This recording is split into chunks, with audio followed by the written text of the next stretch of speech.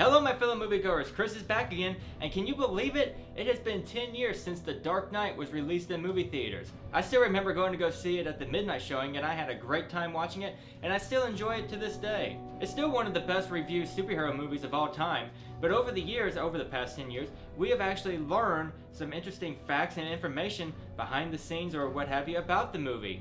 I have researched and I have found some of these interesting facts, so please, why don't you come pull up a seat with me here in the movie chair, and I will tell you 10 fascinating facts about the Dark Knight movie. Number 10. Heath Ledger hid away in a motel room for 6 weeks to get ready for the role. In Heath Ledger's preparation to play the Joker, he hid away in a motel room for about 6 weeks, and during his stay in seclusion, Ledger delved deep into the psychology of the character. He devoted himself to trying to develop all of the Joker's tics, namely the voice and even the laugh. Ledger's main goal was to create a tone that did not echo or even resemble the work that Jack Nicholson did back in 1989 in his Batman movie. Number 9.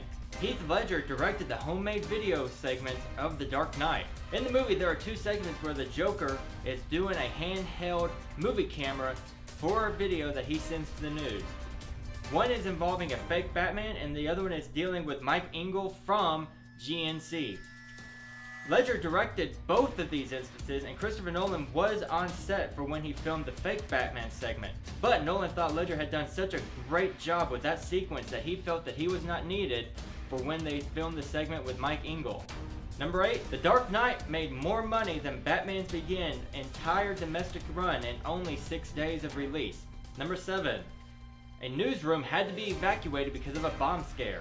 The Dark Knight used a new PR campaign to try to spread word about the movie. Some trouble arose during one PR campaign stunt where a website related to the film sent out several cakes that were supposed to be from the Joker. Inside the cake there was a cell phone which would make the cake vibrate. One news station which received one of the cakes believed it to be an actual terrorist act, and the entire building had to be evacuated because of that. Number 6. This is the first Batman movie where Batman operates outside of Gotham. Having Batman go out and get Laos from Hong Kong set the stage for Batman to venture off into other parts of the world, and you could say leads up to where Batman vs Superman, where Batman is actually fighting Superman in the city of Metropolis. Number 5. There was no filming done on the first 4 days of scheduled shooting. Yeah, you heard that right. In the first 4 days of scheduled shooting, there was no film being rolled. Instead, Christopher Nolan screened 2 films those 4 days for the cast and crew with a break in between. Those 8 films were Heat, Cat People, Citizen Kane, King Kong from 1933, Batman Begins, Black Sunday, Clockwork Orange, and Stalag 17.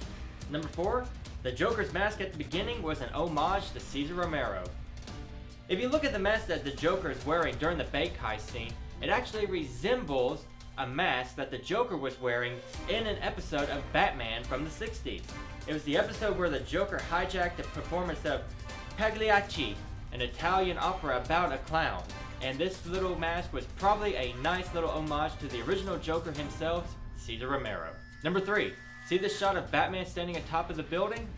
That is really Christian Bale standing on top of the Sears Tower in Chicago. They were originally going to use a stunt double for this scene, but Christian Bale insisted on doing the stunt himself, talking about dedication to make sure that he is the true Batman. Number 2.